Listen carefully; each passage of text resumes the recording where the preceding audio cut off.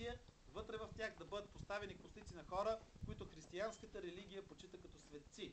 За всеобща изненада, в един от тези кръстове откриваме не нещо друго, а парченца добре запазило се дърво.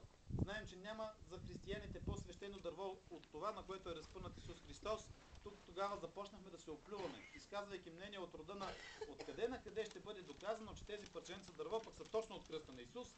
И като срещам такива хора, се старая да обърна внимание на две неща, които касаят тази находка. Първото, че металният кръст, в който тези парченца дърво са положени, е датиран 10 век от нашата ера. До 21-я, когато той е открит по време на разкопки, са изминали 1000 години. Нещо, което автоматически означава, че дървото в кръста се е запазило поне толкова години. Ценно като факт.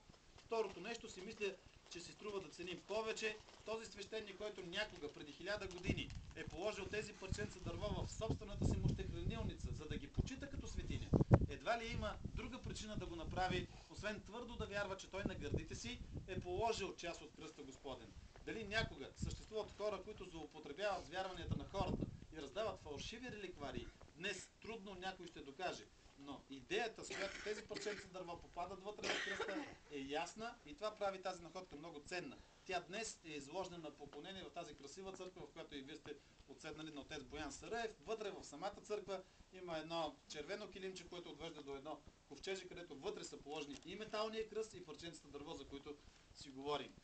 Говорейки за средновековната история на Перперикон, стигаме до късния 14 век, когато събитията, които се случват